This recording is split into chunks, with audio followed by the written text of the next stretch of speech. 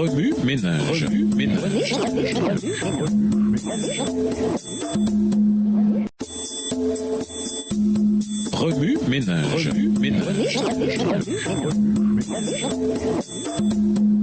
Bienvenue dans votre émission. Remue ménage. Nous voilà à la leçon de lundi, le monde en jus.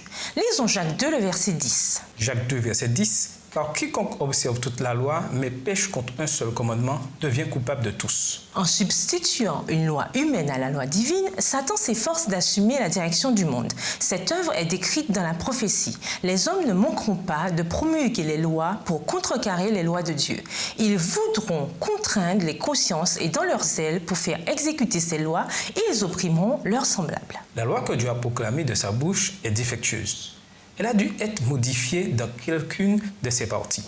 Voilà ce que Satan affirme aujourd'hui.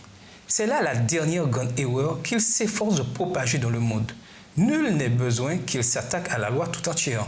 S'il peut amener les hommes à négliger l'un des préceptes, son but est atteint, car quiconque observe toute la loi, mais pêche contre un seul commandement, devient justiciable de tous. En consentant à enfreindre un commandement, les hommes se placent sous la domination de Satan. Satan dit à ses anges que les 10 commandements étaient si clairs que beaucoup croiraient qu'ils étaient toujours en vigueur et que, par conséquent, il lui fallait chercher à altérer un seul des 10 commandements. Il proposa alors à ses suppôts d'essayer de changer le 4e, celui du sabbat, altérant ainsi le seul commandement qui met en relief le vrai Dieu, le créateur du ciel et de la terre. Satan leur présenta la glorieuse résurrection de Jésus et leur dit qu'en ressuscitant le premier jour de la semaine, il avait changé le sabbat du 7e jour au premier. C'est ainsi que Satan employa la résurrection pour servir ses desseins. Il se réjouit avec ses anges de ce que les erreurs qu'ils avaient préparées fussent si bien reçues par ceux qui prétendaient être les amis du Christ. Œuvrant à travers des dirigeants de l'Église à l'esprit profane, Satan s'attaqua aussi au 4e commandement.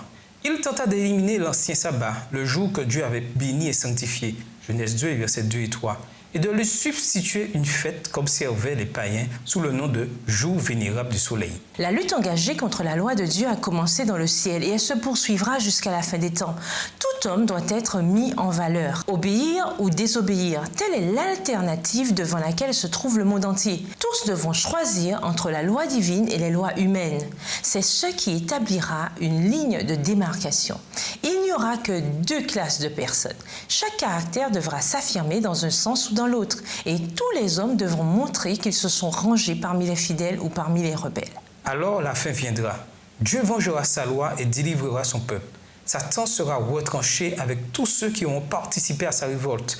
Péchés et pécheurs périront également, racines et rameaux. Au revoir. Et à demain si Dieu veut.